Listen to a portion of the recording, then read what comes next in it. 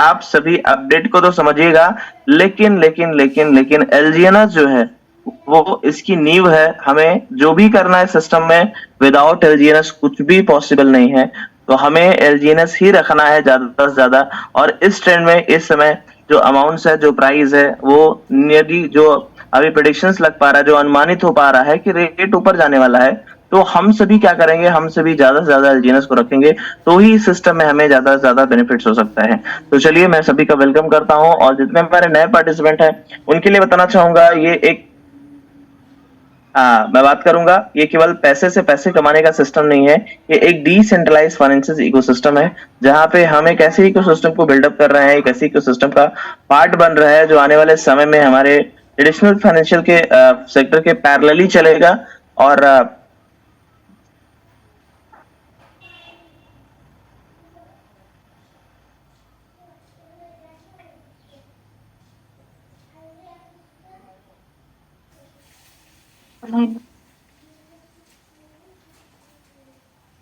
तो फाइनेंस का पार्ट बनने वाला है। बिकॉज अब अगर हम देखेंगे दोस्तों, आप जाकर चैट जीपीटी पे आप सर्च करेंगे इवोल्यूशंस ऑफ मनी, तो आपको दिखेगा कि हर समय सिचुएशंस के हिसाब से मनी ने क्या किया, अपने को, अपने रूप को बदला, या फिर बोल सकते हैं उसमें विकास हुआ, उसमें इवोल्यूशन हुआ। तो हर सेक्टर में जैसे इवोल्यूशन होता है, उसी तरीके से दोस्तों हर चीजों में, जैसे मोबाइल के फील्ड में देखेंगे तो स्टार्टिंग में जो भी फोन वगैरह आते थे उसमें भी धीरे धीरे मॉडिफिकेशन हुआ, मॉडिफिकेशन होता गया। और ये मॉडिफिकेशन एक ही दिन में नहीं हुआ, ये ग्रेजुअली चेंजेस होता गया। इसे एवोल्यूशन ही बोल सकते हैं। सो उसी तरीके से फाइनेंशियल सेक्टर में भी एवोल्यूशन आया है, जहां पर सिस्टम पूरी तरीके से डिसेंट्रलाइज और क्रिप्टो की तरफ मूव ऑन कर रहा है, और सीबीडीसी की तरफ जा रहा है दोस्तों। तो ये चीजें क्या बता रही है, ये बता रही है कि एवोल्यूशन अपने पीक पे आ चुका है, और जल्दी हमें ये चीजें अडॉप्ट करनी होगी। या फिर हो सकता है नया कोई रूल्स रेगुलेशंस, या फिर हो सकता है जल्दी से जल्दी इंडिया में एडाप्टेशन आ जाए। जब एडाप्टेशन आ जाएगी दोस्तों, तो हम सभी क्या होंगे, हम सभी लोग हम सभी लोग क्या होगा, हम सभी लोग यहाँ पर उन सभी लोगों से काफी आगे होंगे जो अभी इस चीज को जानते नहीं है, इस चीज को समझते नहीं है, इस चीज को सीखे नहीं है। तो दोस्तों मैं यही कहना चाहूंगा कि ये एक वेब 3 रिवोल्यूशन है। वेब 3 क्या होता है, वेब 3 और हमें और आपको समझना पड़ेगा कि वेब 3 क्या होता है दोस्तों। जैसे हम अभी जो भी इंटरनेट टेक्नोलॉजी को यूज कर रहे हैं वो वेब 2 है। आने वाले फ्यूचर में हम क्या इस्तेमाल करेंगे, हम वेब 3 इस्तेमाल करने वाले हैं। चलिए हम सीखते हैं दोस्तों कि वेब 3 क्या होता है। तो हम सीखेंगे क्या है वेब 3 टेक्नोलॉजी एक्चुअल में होता क्या है। सो चलिए मैं अपनी स्क्रीन को शेयर करता हूँ। तो हम सर ये वेब 3 के बारे में राहुल देव जी का स्क्रीन शेयर हुआ है, आप एक बार उसको क्लियर कर दीजिए।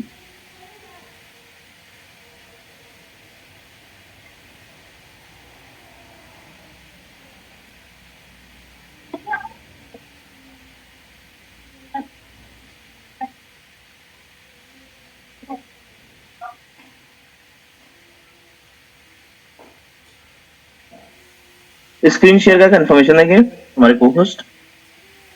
जी सर। ओके,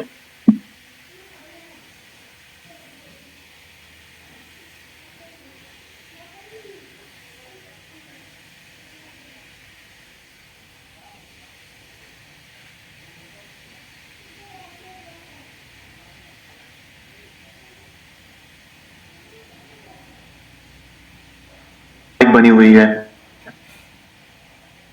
हाल ही में वेब 3.0 को लेके काफी हाइप बनी हुई है और काफी लोगों का इंटरेस्ट है इस टॉपिक को समझने में।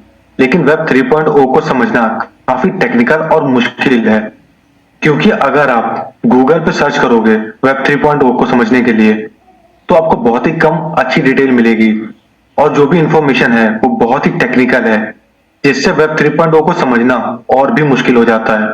तो आज की वीडियो में हम बहुत ही सिंपल लैंग्वेज में वेब 3.0 को समझेंगे, ताकि आज के बाद आपको कोई कंफ्यूजन ना रहे। लेकिन वीडियो को स्टार्ट करने से पहले एक डिस्क्लेमर है, और वो है कि कोई भी ऑफिशियल डेफिनेशन नहीं है जो किसी ऑथेंटिक ऑर्गेनाइजेशन ने दी हो वेब 3.0 को लेके। तो मैं वेब 3.0 को समझाने के लिए वेब 1.0 और वेब 2.0 से कंपेयर करके समझाऊंगा, ताकि आपको समझने में आसानी हो जाए। लेकिन उससे पहले चैनल को सब्सक्राइब करना मत भूलना। So let's start. तो पहले हम ये समझते हैं कि वेब 1.2 है क्या। अगर हम वेब 1.0 की बात करें तो ये ईयर 1999 से लेकर 2004 तक इंटरनेट का फर्स्ट फेज था। और इस वेब.o में इंटरनेट बेसिकली स्टैटिक पेजेस से बनाया हुआ था और इसका मतलब यह है कि अगर आप कुछ भी सर्च करते हो तो आपको कुछ इंफॉर्मेशन दिखेगी जो कि आप सिर्फ रीड कर सकते हो और इसके लिए आपको ना लॉगिन करने की जरूरत पड़ेगी और ना ही रजिस्टर करने की। इसीलिए वेब 1.0 को रीड ओनली एरा भी बोलते हैं क्योंकि इसमें ना ही यूजर का इंटरेक्शन होता था पोस्ट से और ना ही यूजर के एनालिटिक्स का पता चलता है। वेब 1.0 को हम आसान भाषा में समझे तो ये एक बड़ा विकिपीडिया का पेज था जहां पे इंफॉर्मेशन लिखी होती थी, इन पे हाइपरलिंक होता था जिन पे क्लिक करके आप एक के बाद एक इंफॉर्मेशन एक्सेस कर सकते थे।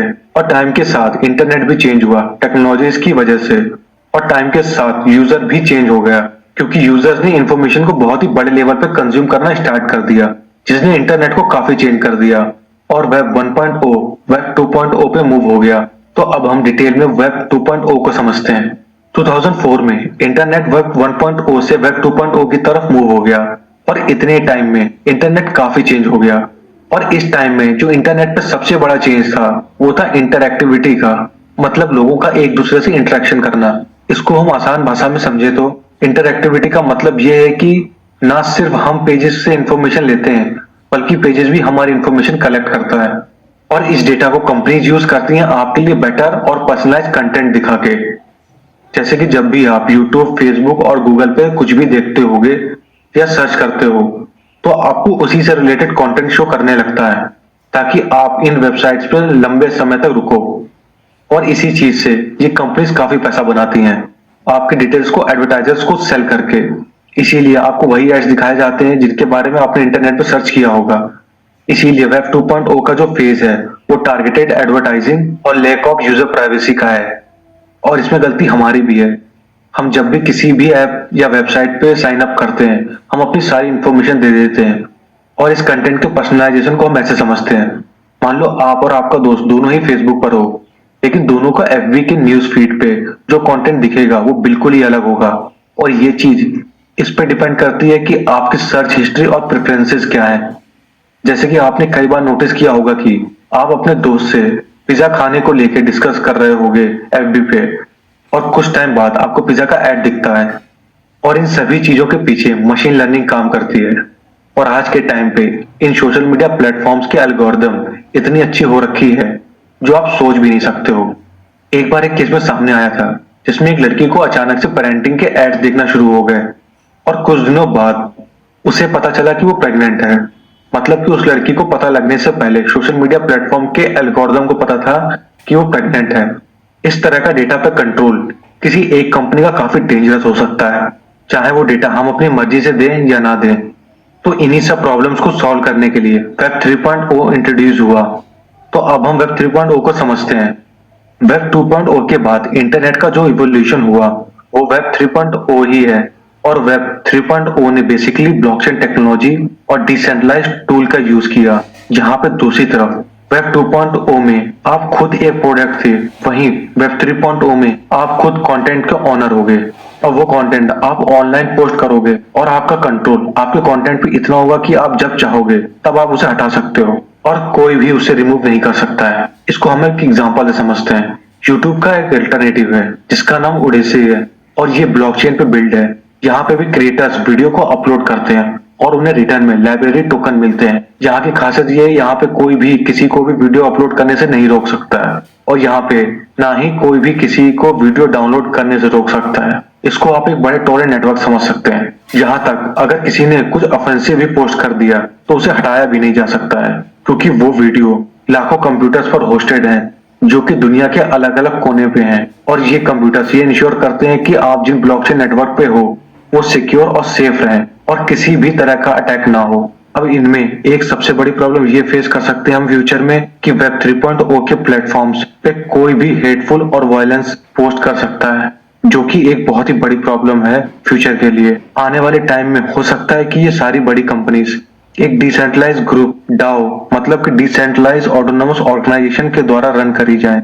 और अगर हम डाओ को आसान भाषा में समझें, डाओ एक ऐसी ऑर्गेनाइजेशन होती है जिसमें ना ही कोई सीईओ होता है और ना ही कोई प्रेसिडेंट होता है। इसमें शेयर होल्डर्स डिसाइड करते हैं कि कंपनी कैसे रन होगी और यही डिसाइड करते हैं कि कौन हायर होगा कंपनी को रन करने के लिए। इसमें जिसके पास जितने ज्यादा टोकन होंगे उसके वोटिंग की उतनी ही वैल्यू होगी यहाँ पे कोई सेंट्रल अथॉरिटी, गवर्नमेंट या फैमिली ऑर्गेनाइजेशन कंट्रोल नहीं करती है। इसका मतलब ये है कि वेब 3.0 प्लेटफॉर्म्स के लिए सेंसरशिप करना बहुत ही मुश्किल है। और अगर हम प्राइवेसी की बात करें तो वेब 3.0 की खासियत ये है कि यहाँ पे आपकी आइडेंटिटी सिक्योर है। वेब 3.0 में आप अपनी आइडेंटिटी रिवील किए बिना ही आप इंफॉर्मेशन एक्सेस कर सकते हो और चीजों को डाउनलोड कर सकते हो बिना अपनी आइडेंटिटी को रिवील किए, और आपको ट्रेस करना भी नियरली इम्पॉसिबल होगा। अभी तक हमने वेब 1.0, वेब 2.0 और वेब 3.0 को समझा। हमें एक चीज तो क्लियर हो गई है कि वेब 3.0 कोई ऐसी चीज नहीं है कि ये इंटरनेट को रातों रात या बहुत ही कम टाइम में चेंज कर दे। इसमें हो सकता है कई सारे लोगों की अलग अलग राय हो सकती है। कई लोगों के लिए वेब 3.0 का मतलब है कुछ भी बाय करना क्रिप्टो देके, या कई लोगों के लिए वेब 3.0 ये हो सकता है कि वो अपनी आइडेंटिटी को बिना रिवील किए कुछ भी कर सकते हैं। लेकिन अगर मैं अपना पर्सनल व्यू पॉइंट दूं तो वेब 3.0 का रियल बेनिफिट हमें टाइम के साथ देखने को मिलेगा, क्योंकि ये कोई एक सिंगल चेंज नहीं है बल्कि सीरीज ऑफ चेंजेस हैं जो कि वक्त के साथ होंगे और तब तक होते रहेंगे जब तक सेंट्रलाइज कंपनी जैसे कि फेसबुक, गूगल किसी डिसेंट्रलाइज ऑर्गेनाइजेशन यानी डाओ के द्वारा ना रन होने लगे। तो उम्मीद करता हूँ आज की वीडियो में आपने वेब 3.0 को अच्छे से समझ लिया होगा। तो आज की वीडियो में बस इतना ही। Keep investing in your assets and keep investing in yourself. Thank you for watching.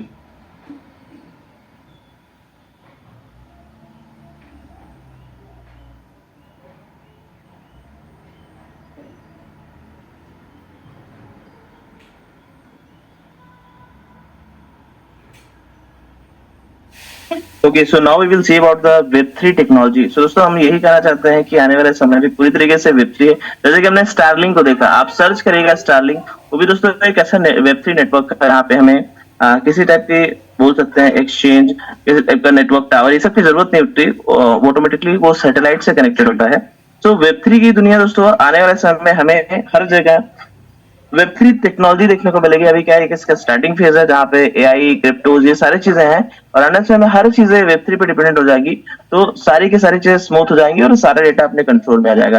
तो चलिए मैं चाहूंगा मिस्टर रहीम सर को, एंड देन उसके बाद दोस्तों मैं फिर से अगेन आऊंगा एक नए वीडियो के साथ में, कुछ और अपडेट के साथ में। जी, over to you Rahim sir.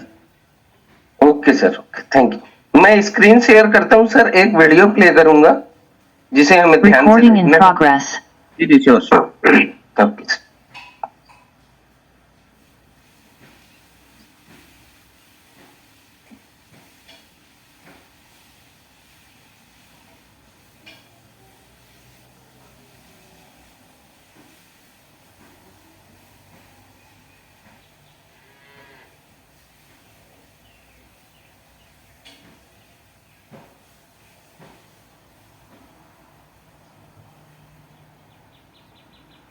की बात पर आते हैं। आज की हमारी यह चर्चा बहुत नमस्ते। आज की इस खास टैक्टिकल ब्रीफिंग में सीधे काम की बात पर आते हैं। आज की हमारी यह चर्चा बहुत ही क्रिटिकल है, खासकर ओरिजिन और अनुबिस चेन के सभी पार्टिसिपेंट्स के लिए। जैसे जैसे नेटवर्क का विस्तार हो रहा है, एसेट्स की सुरक्षा रातों रात हमारी सबसे बड़ी प्राथमिकता बन गई है। इसलिए आज हम द सॉवरेन शील्ड को डिकोड करेंगे, वो ढाल जो डिजिटल एसेट्स की अचूक सुरक्षा के लिए ही बनी है। आज का हमारा रोड मैप एकदम क्लियर है। हम इन 5 मुख्य थ्रेड वेक्टर्स पर बात करेंगे: विकास की परछाइयां, फर्जी एप्स और चेन्स का जाल, बहरूपियों की असली पहचान, ब्रिज और एयर ड्रॉप का लालच, और आखिर में द इटर्निटी फेज डिफेंस। इन सभी खतरों को हम एक एक करके सिस्टमैटिक तरीके से बेनकाब करेंगे। तो चलिए पहले फेज से शुरू करते हैं, विकास की परछाइयां और इसके जोखिम। देखिए, जब ओरिजिन और अनुबिस चेन जैसी प्रणालियां ग्लोबल लेवल पर इतनी बड़ी हिट होती हैं, तो स्वाभाविक है कि वे कुछ ऐसे लोगों को भी आकर्षित करती हैं जिनके इरादे बिल्कुल भी ठीक नहीं होते। वर्तमान सुरक्षा परिदृश्य की सच्चाई को ये एक लाइन बिल्कुल सटीक तरीके से बयां करती है: परछाइयों से शिकारी बाहर आ रहे हैं। जैसे जैसे एलएनएस एसेट्स की कीमत और उनका महत्व आसमान छू रहा है, इस इकोसिस्टम को अपना शिकार बनाने वालों की संख्या भी उसी तेजी से बढ़ रही है। अब जरा इस नंबर पर गौर करते हैं, $1.7 बिलियन। ये कोई छोटी मोटी रकम नहीं है। ये transparent on chain RVV treasury buyback का आंकड़ा है। और सच कहें तो दांव पर लगे इतने बड़े एसेट्स ही LGNS होल्डर्स को इन शिकारियों का प्राइम टारगेट बनाते हैं। अब बात करते हैं पहले अटैक मेथड की, जिसे हम थ्रेट वेक्टर अल्फा कह रहे हैं, फर्जी एप्स और चेन्स। ये शायद इंटरनेट पर मौजूद सबसे आम लेकिन सबसे खतरनाक स्कैम है। धोखेबाज अक्सर एक अलग अनूबिस ऑफिशियल नाम का डेडिकेटेड ऐप डाउनलोड करने का झांसा देते हैं, लेकिन असलियत क्या है? आधिकारिक तरीका इससे बिल्कुल अलग है। किसी नए ऐप की कोई जरूरत ही नहीं है। केवल OKX या मेटामास्क जैसे ट्रस्टेड वॉलेट्स में सही चेन ID यानी 6714 जोड़ना ही पूरी तरह से सुरक्षित और काफी है। यहाँ एक बहुत ही सख्त और सीधी चेतावनी है जिसे हमेशा याद रखना चाहिए। अनुबिशेन एक बेस प्रोटोकॉल है। इसके लिए किसी भी स्पेशल ऐप की जरूरत नहीं होती। इसलिए अगर कोई भी आपसे ऐप डाउनलोड करने को कहे तो तुरंत समझ जाइए कि उनका इकलौता मकसद आपका रिकवरी फ्रेज चुराना है। ये एक सीधा सीधा फिशिंग अटैक है जिसे पूरी तरह से इग्नोर करना है। तीसरे हिस्से पर आते हैं, थ्रेट वेक्टर बीटा, बहरूपियों की पहचान। यहाँ हमला तकनीकी नहीं होता बल्कि पूरी तरह से मनोवैज्ञानिक होता है। स्कैमर्स डायरेक्ट मैसेजेस यानी DMs के जरिए सोशल इंजीनियरिंग का ऐसा जाल बुनते हैं जो पहली नजर में बिल्कुल असली और मददगार लगता है। इस खतरे को जड़ से समझने के लिए हमें नेटवर्क के इस कोर सिद्धांत को समझना होगा। प्रोजेक्ट हैंकॉक या सुपरमैन इनिशिएटिव का सीधा सा मतलब है कि इस इकोसिस्टम में काम करने वाला हर एक बिल्डर अपने आप में एक हीरो है, एक को-फाउंडर है। इसका सबसे बड़ा लॉजिक ये है कि यहाँ कोई सेंट्रलाइज्ड सपोर्ट स्टाफ या कस्टमर केयर टीम एग्जिस्ट ही नहीं करती। इसलिए नेटवर्क का कोई भी असली प्रतिनिधि कभी भी कस्टमर सर्विस की तरह आपसे खुद आकर बात नहीं करेगा। इन बहरूपियों के काम करने का तरीका बहुत ही प्रिडिक्टेबल है। अगर कोई व्यक्ति बिना मांगे अचानक DM करता है, कोई टेक्निकल प्रॉब्लम फिक्स करने का दावा करता है, इनसाइडर एलोकेशन का वादा करता है या खुद को प्राइवेट कस्टमर सर्विस बताता है, तो वो 100% स्कैमर है। इस चेकलिस्ट को दिमाग में रखिए और आप बात शुरू होने से पहले ही इन धोखेबाजों को पहचान लेंगे। अब आते हैं चौथे भाग पर, थ्रेट वेक्टर गामा, ब्रिज और एयर ड्रॉप का लालच। ये एक बेहद ही टेक्निकल और भ्रामक जाल है जिसमें यूजर्स से धोखे से स्मार्ट कॉन्ट्रैक्ट्स का अप्रूवल ले लिया जाता है। इस मिरर ब्रिज साजिश को समझना बहुत जरूरी है कि ये कैसे काम करती है। ये पूरा अटैक 3 स्टेप्स में होता है। स्टेप 1, टेलीग्राम या WeChat पर एक unofficial quick exchange link share किया जाता है। स्टेप 2, जैसे ही आप उस लिंक पर क्लिक करते हैं, वो एक नकली क्रॉस चेन पेज खोलता है और आपसे टोकन अप्रूवल मांगता है। और फिर स्टेप 3, जैसे ही आपने अप्रूवल दिया, आपके LGNS एसेट्स पलक झपकते ही गायब हो जाते हैं। ये सब इतनी तेजी से होता है कि आपको संभलने का मौका तक नहीं मिलता। इन सभी जालों से बचने का सिर्फ और सिर्फ एक ही उपाय है, और वो है हमारा एकमात्र आधिकारिक डोमेन anuvischain.ai। बस यही एक इकलौती सच्चाई है। कोई दूसरा लिंक नहीं, कोई शॉर्टकट नहीं। किसी भी क्रॉस चेन एक्टिविटी के लिए हमेशा इसी डोमेन का इस्तेमाल किया जाना चाहिए। इन एयर ड्रॉप और लालचों से बचने के नियम एकदम साफ हैं। अगर वॉलेट में अचानक से कोई अनजान टोकन आ जाए या कोई इनाम जीतने का नोटिफिकेशन मिले तो उसे पूरी तरह से इग्नोर कर दें। $1.7 बिलियन के ट्रेजरी बायबैक का सारा लॉजिक पूरी तरह से ऑन चेन है। ये कभी भी प्राइवेट लिंक्स के जरिए नहीं बांटा जाता। मुआवजे या एक्स्ट्रा स्टेकिंग रिवॉर्ड्स के चक्कर में किसी भी अनऑफिशियल DApp से अपना वॉलेट भूलकर भी कनेक्ट ना करें। अब हम इस ब्रीफिंग के अंतिम और सबसे महत्वपूर्ण हिस्से की ओर बढ़ते हैं, the eternity phase defence, the sovereign shield. ये वो समय है जब हमें नेटवर्क की उस अंतिम सुरक्षा फिलॉसफी को समझना है जो हम सभी को ताकत देती है। एक बहुत ही शक्तिशाली जनादेश है जो कहता है कोड ही एकमात्र कानून है और रक्षा संप्रभुता की गरिमा है। इसका बहुत गहरा अर्थ है। सख्त प्रोटोकॉल्स का पालन करके अपने एसेट्स को सुरक्षित रखना केवल एक टेक्निकल काम नहीं है, बल्कि ये इस नेटवर्क की अखंडता को बनाए रखने का सबसे बड़ा तरीका है। इस वेब 3 की दुनिया में आपकी सावधानी ही आपका सबसे बड़ा हथियार है। और अंत में एक सवाल जिसे लेकर हम सबको अपना सेल्फ ऑडिट करना चाहिए। क्या हमारी सॉवरेन शील्ड एक्टिव है? क्या हम हमेशा सही डोमेन का उपयोग कर रहे हैं? क्या हम अनजान DMs को लेकर अलर्ट हैं? इन परछाइयों में छिपे शिकारियों से बचने के लिए सतर्क रहना ही एकमात्र उपाय है। उम्मीद है इस ब्रीफिंग से मिली जानकारी आपकी सुरक्षा को और मजबूत करेगी। अलर्ट रहिए, सुरक्षित रहिए और आगे बढ़ते रहिए।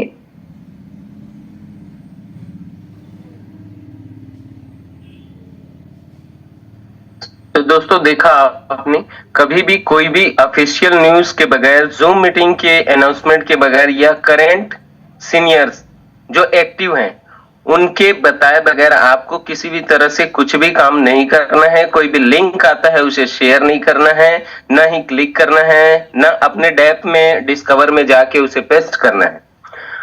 क्योंकि अभी बहुत सारे ऑप्शन खुल रहे हैं अनोबी ब्लॉकचेन को लेकर के, तो बहुत सारे स्कैमर भी हमारे बीच आ चुके हैं जो हम सबके फंड को लॉस कर सकते हैं। तो इन चीजों का आपको ध्यान में रखना है, जल्दबाजी में किसी भी तरह से कोई भी काम नहीं करना है।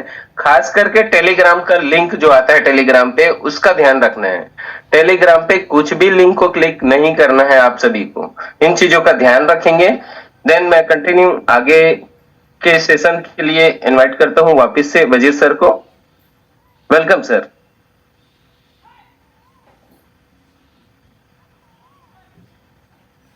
जी थैंक यू सर। और जबरदस्त वीडियो था, इतनी ज्यादा इन्फॉर्मेटिव नॉलेज थी उसमें कि हम सभी को अपना एक नोट्स बनाना चाहिए। दोस्तों मैंने खुद का एक अनुभवी नोट्स बनना स्टार्ट कर दिया है 2 दिन पहले से, क्योंकि जो चीजें अब आ रही है तो हमको क्या है छोटे छोटे पार्ट में कलेक्ट करना है, अपनी डायरी को मेंटेन करना है और अपनी नॉलेज को धीरे धीरे बढ़ाना है। तो चलिए मैं इन्वाइट करता हूँ हमारे वरिंदर सर को। then दोस्तों इसके बाद आगे मैं आता हूँ। जी वेलकम है सर आपका।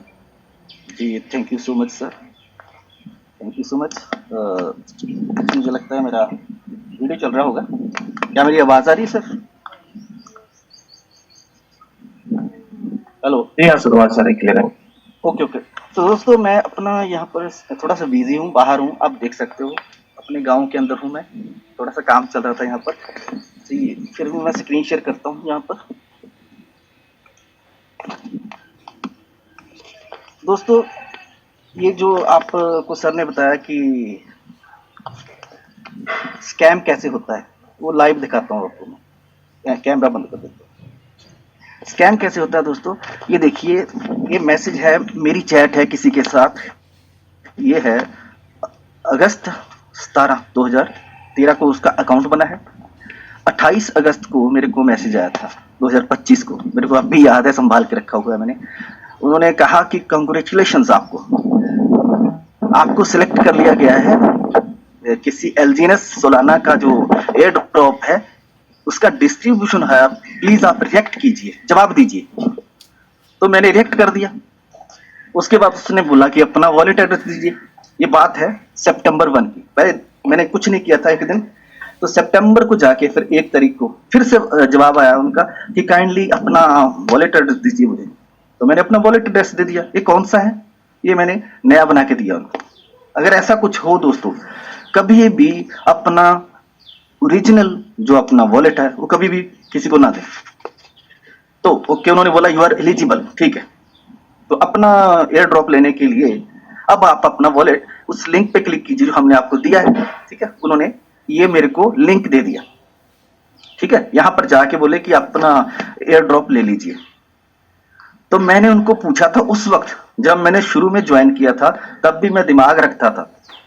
मेरे दिमाग में आ गया कि इन्होंने बोला कि ओरिजिन का आपको ये दे दिया है हमने लिंक डोमेन।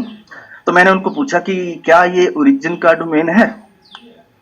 बोले yes yes yes, it is just for you, सिर्फ तुम्हारे लिए है। तो अपना वॉलेट कनेक्ट करो, सर्वर मैनुअली आपको देख लेगा। मैंने लिखा वेरी फनी, देखिए मैंने लिखा वेरी फनी। तो उनका क्या जवाब आया, क्यों ऐसे क्यों बोल रहे हो? मैंने कहा कि मुझे लगता था कि तुम ओरिजिन का डोमेन दोगे मुझे, लेकिन there is nothing latest in origin because it is original. तो उन्होंने क्या कहा, you don't know what you are talking about, तुमको पता नहीं है कि तुम क्या बात कर रहे हो, ठीक है। उसके बाद कोई हमारी बातचीत नहीं हुई दोस्तों। अब अनूबी, ये अनूबी है। अब इन्होंने भी मुझे फॉलो किया था कुछ दिन पहले, ठीक है। तो आपको अलर्ट रहना है दोस्तों, अलर्ट रहना है। कोई आप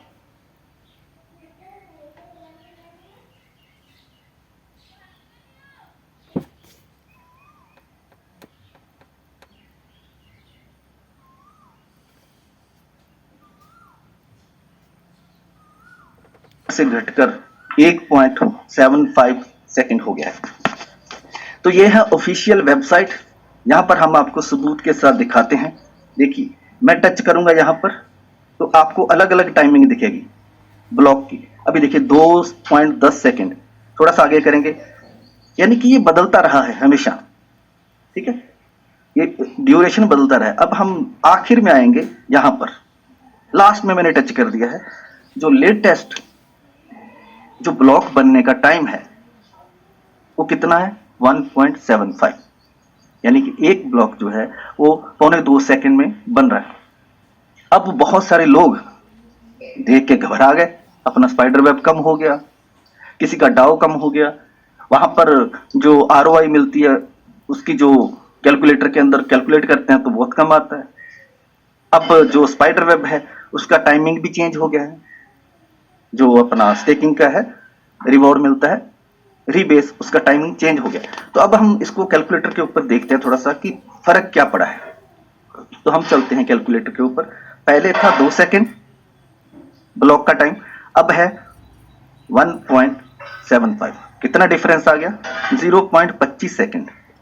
अब 0.25 सेकंड जो है वो 2 सेकंड का कितना परसेंट बनता है, 12.5%। अब जो चीज 8 घंटे में होती थी उसका अगर 12.5% हम उसमें से माइनस कर दें तो कितना आता है, 7 घंटे। यानी कि 8 घंटे से अगर 12.5% टाइम कम हो गया तो बनता है 7 घंटे।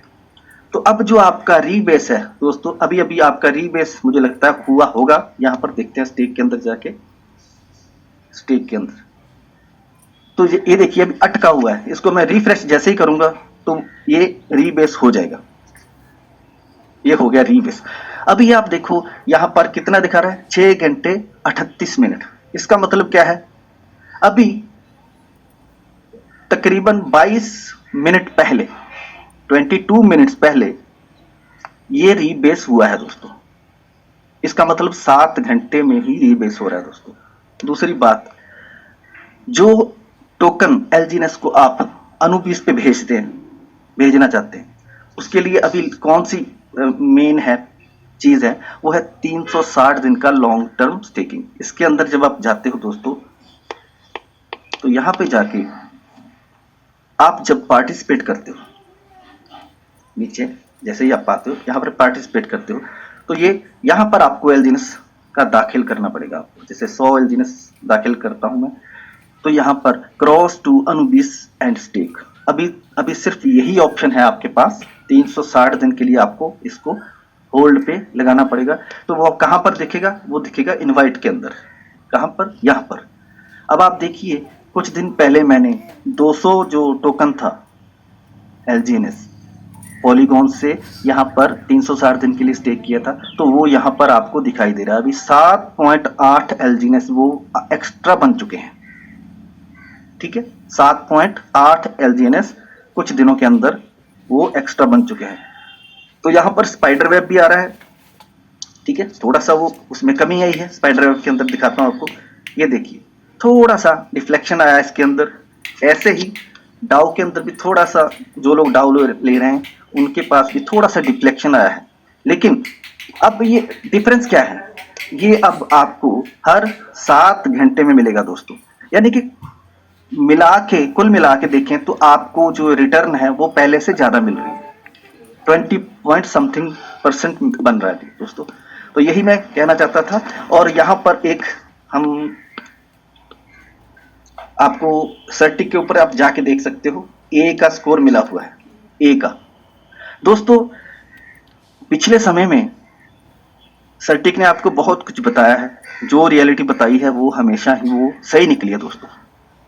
जितने नई नई कंपनियां आती गई हैं ओरिजिन का की कॉपी करके, उन्होंने आपको लूटा है। चाहे एएस डाओ हो, चाहे फिर वो जिसको बोलते हैं आकाश डाओ जो था, या और भी थे, और भी टेक्स आया, ठीक है, यो एक्स आया। हमने सबको देखा, सबको वॉच किया और लोगों को भी देखा जो लालच में आके वहां पर छोड़ के गए। क्योंकि ओरिजिन में कौन से लोग हैं, क्रीम है, क्रीम क्रिप्टो की क्रीम जो है इस वक्त वो ओरिजिन के अंदर काम कर रही है। यहाँ पर वो मधुमक्खियां हैं जिनको पता है कि शहद कैसे लेके आना है, कौन से फूल के अंदर कौन सा शहद है उनको पता है। अब वो मक्खियों को, शहद की मक्खियों को कोई गंदगी पे लेके जाए तो वो जा सकते हैं क्या? नहीं। लेकिन जिसने गंदगी के ऊपर जाना है, शहद की मक्खी नहीं हो सकती, वो घर वाली मक्खी होती है। तो दोस्तों, आपको अगर ओरिजिन से इतना सीखने को मिला है तो आपको इसके ऊपर ट्रस्ट रखना चाहिए। दोस्तों, आपको क्या हासिल करना है? फूलों से शहद हासिल करना है, जब कुछ और हासिल करना है। तो कॉइन मार्केट कैप के ऊपर जब आप जाते हो दोस्तों, तो आपको प्राउड फील होगा। यहां पर कोई भी एरी गैरी कोई टोकन वो यहां पर चौथे नंबर पे नहीं हो सकता। आपके सामने चौथे नंबर पर LGNS है, अटका हुआ है। कभी 2 पे हो जाएगा, कभी 6 पे हो जाएगा, लेकिन पहले 10 में आना, वो भी कॉइन मार्केट कैप के ऊपर, ये बहुत बड़ी बात है दोस्तों, बहुत जबरदस्त बात है ये। अभी कुछ लोग मैं दिखाता हूं व्हाट्सएप पे आपको, ये हमारे हीरे, पुराने हीरे जो है ना हमारे, ये देखिए, ये एक सेकंड नंबर पे आप देख रहे हो, सेकंड नंबर पे सुनील जी, ये मेरे को क्या भेज रहे हैं? AIPF presentation. ये देखिए, ये अपनी हरकतों से बाज नहीं आते लोग। ये कोई है बंदा, किसी इंडिया में ही है ये इसने पता नहीं कितनी शुरुआत की है। ये लिंक भी मेरे को भेज रहे हैं कि ज्वाइन कर लो, जूम का लिंक ले लो। ठीक है, एक मिनट मैं आता हूं। ठीक है, तो दोस्तों, जो नहीं सुधरेंगे कभी भी, वो हमेशा ही अपनी फैमिली का भी नुकसान कराते हैं। ठीक है, अपना भी लॉस करवाते हैं, अपनी पूरी कम्युनिटी का लॉस करवाते हैं, और क्रिप्टो करेंसी की जो असली कम्युनिटी है, कोर वैल्यू जिसकी, उसका भी वो लॉस करवाते हैं दोस्तों। तो आपको किसका साथ देना है? अब ये जो इन्होंने PDF भेजी है, मेरे को जूम का लिंक भेजा है, ये कुछ दिनों के अंदर ये कंपनी बदलने वाले हैं खुद, क्योंकि वो रहेगी नहीं। ठीक है, जो फ्रॉड कंपनियां हैं, जो हमारी कॉपी करके आएंगी, ज्यादा देर टिक नहीं सकेंगी दोस्तों। ओरिजिन का जो मोटिव है ना, वो जिस दिन आपको पता चल गया तो कोई आपको हिला नहीं पाएगा दोस्तों। ठीक है, हमारी तो लाइफ बदली है ओरिजिन ने, सच में मेरी लाइफ ओरिजिन ने बिल्कुल बदली है दोस्तों, और आपकी भी जिंदगी ओरिजिन बदल सकता है। लेकिन हाथ तो आपको आगे बढ़ाना होगा, ज्ञान यहाँ पर लेना होगा, यहाँ पर कम लो, यहाँ पर ज्यादा लो। ठीक है, तो थैंक यू सो मच दोस्तों, आपको सल्यूट है, बने रहिए। और मैं थोड़ा बिजी हूँ, इसलिए बस मिलता हूँ बाद में। Thank you so much.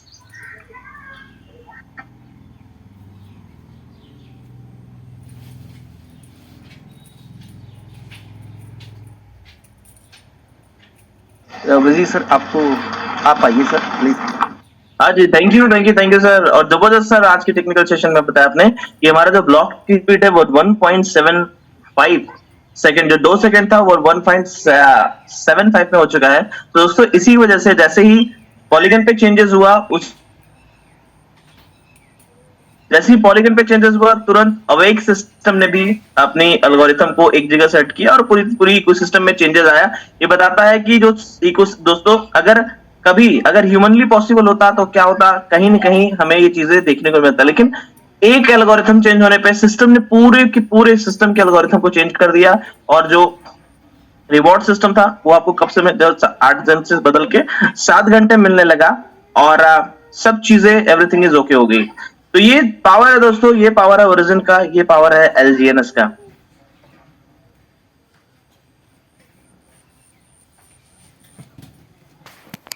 तो दोस्तों, हमको क्या करना है? हमको अभी सबसे ज्यादा जो फेथ और ट्रस्ट और जो चीजें है वो LGNS पे रखना है। हमें LGNS ही हमारी सारी चीज पूंजी है दोस्तों, और जो भी सिस्टम में आगे होगा वो LGNS के बगैर नहीं होगा। चाहे वो स्टेबल कॉइन A बनाना हो, चाहे रुबीमेंट्री लेना हो, चाहे जो भी करना हो, बिना LGNS के पॉसिबल नहीं है। तो हमें LGNS की मात्रा को रखना है। अभी जो प्रीशियस टाइम चल रहा है दोस्तों होल्डिंग का, हमें LGNS सेल नहीं करना है, हमें LGNS को होल्ड करके रखना है। वही होल्डिंग एक दिन हमें बहुत बड़ी ऊंचाई तक ले जाएगी। तो चलिए, मैं इनवाइट करूंगा आज हमारे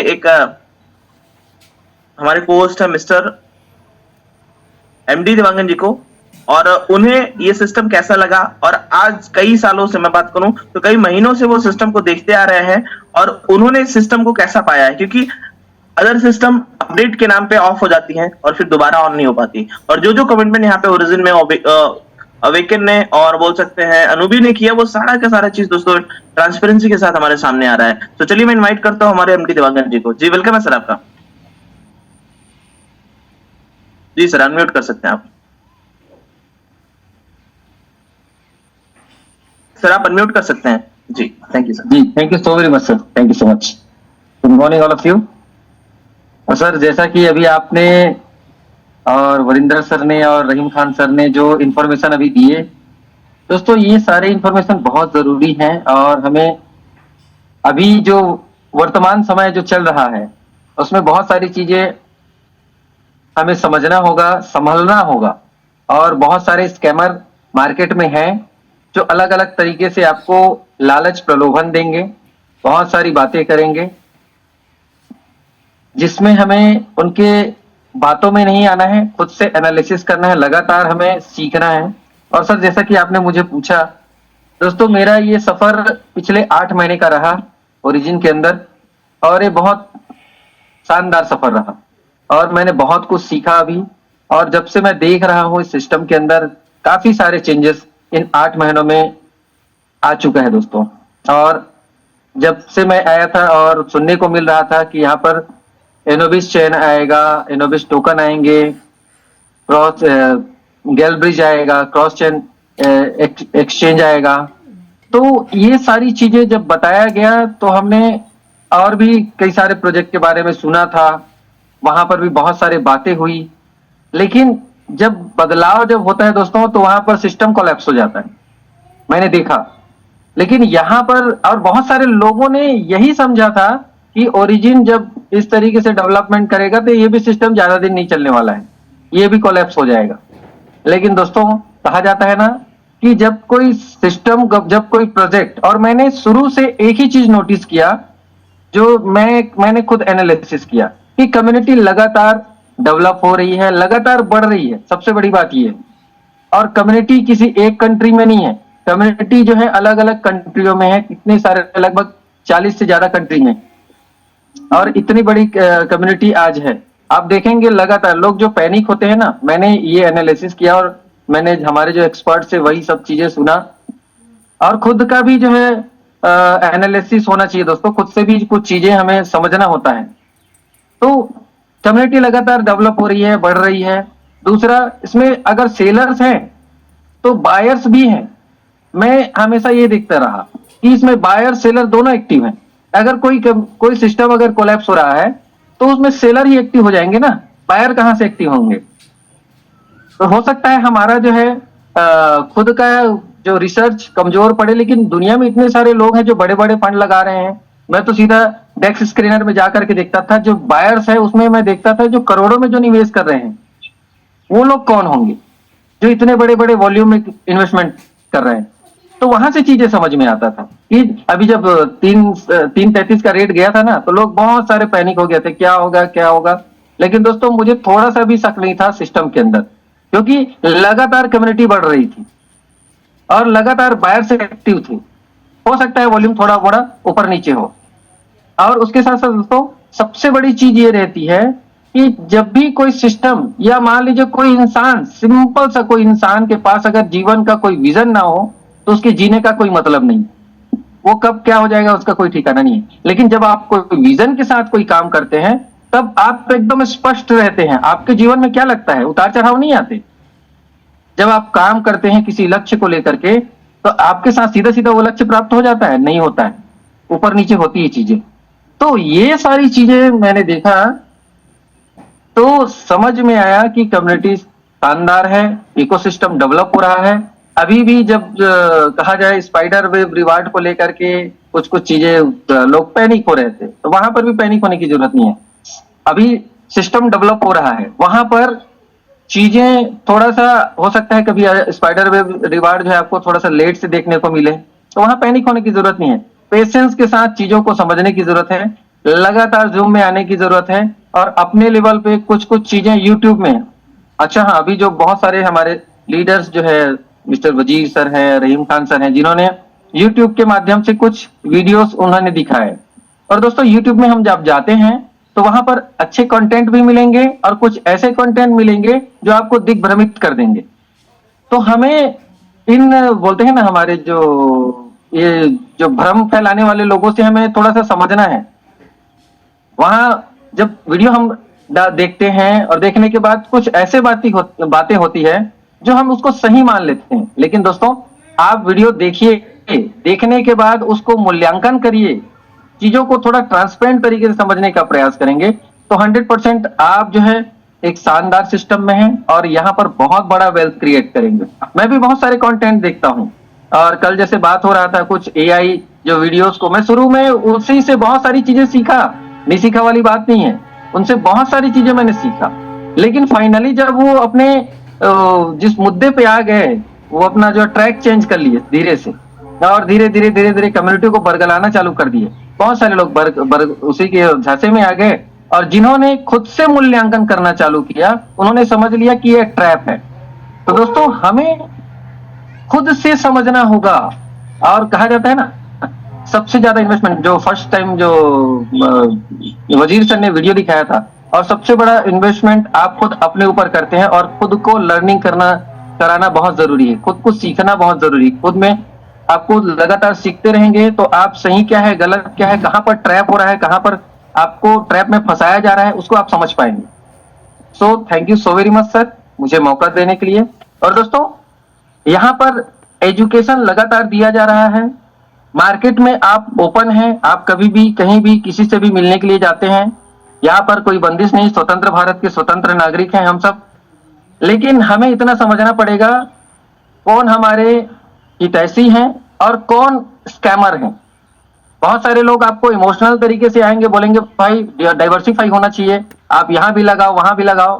मैं सोचता हूँ भाई कि कहाँ क्यों लगाए, जबरदस्ती में क्यों लगाए, कुछ फंड को क्यों हम क्यों लॉस करें। आप सही प्रोजेक्ट में आइए और सही तरीके से अपने शिक्षा के ऊपर और अपने फंड के ऊपर निवेश करिए।